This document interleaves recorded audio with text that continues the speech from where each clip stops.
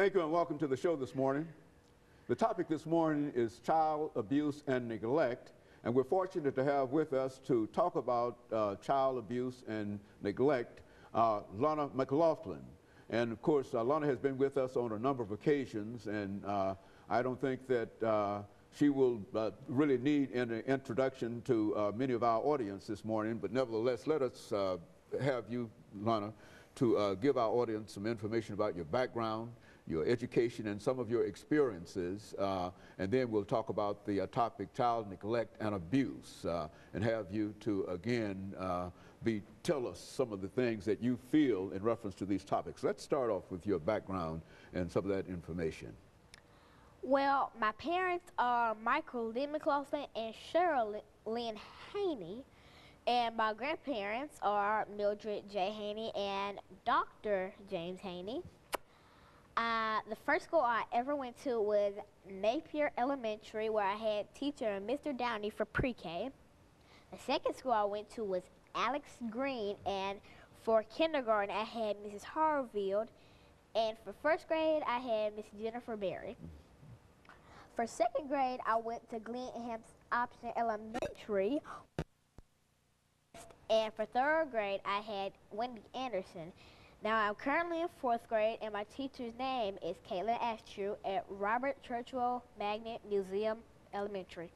And so you've been to a number of schools in your young career, and what were some of the activities that you became involved in while you were at these schools?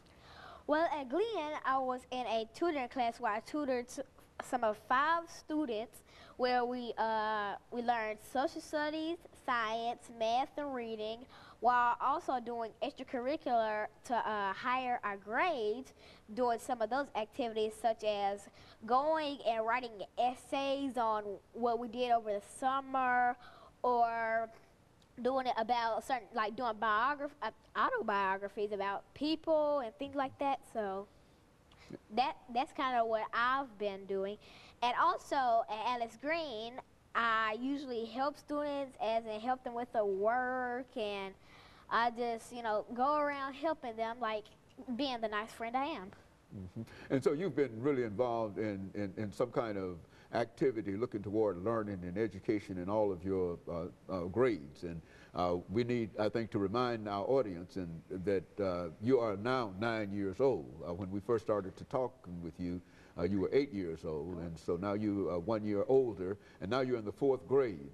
What are some of the things that you believe to be important about children your age when they get to be in the 4th grade? Well, 4th grade is really when you start to develop your own mind, when you start to question things.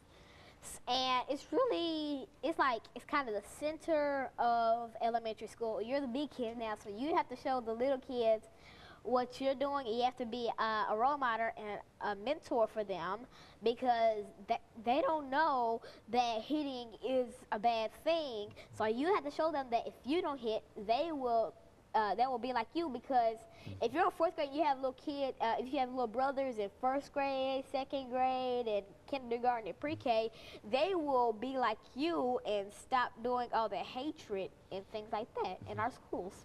And so in a real sense, you're telling us, Lana, as we make preparations to get into the topic today, child neglect and abuse, you're telling us that you're very, very sensitive to this whole issue of child abuse and neglect, and that you've worked with a number of young children in a real sense. And that's one of the reasons we wanted to talk to you, because we wanted you to sort of serve as an example to what young children can do in reference to that.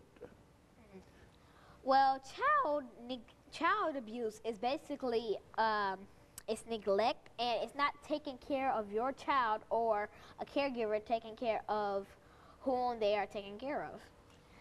It's basically holding the baby in the wrong way, or doing the simplest things can get your baby taken away. I would also like to talk about the Charles Lindbergh case.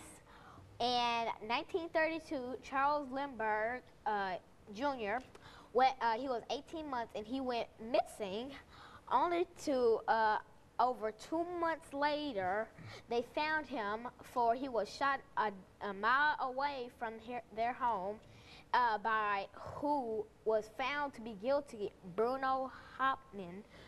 Now, Bruno was found guilty and he was sentenced to death, and he was 39 when he died. Okay, and Alana, let's stop here with that information in reference to that case, and have our first commercial break. And when we come back, we'll have you to deal with some other aspects of child neglect and child abuse, recognizing that this is one of the classic examples of child abuse and neglect. And we'll be back with our audience following this very, very short commercial break.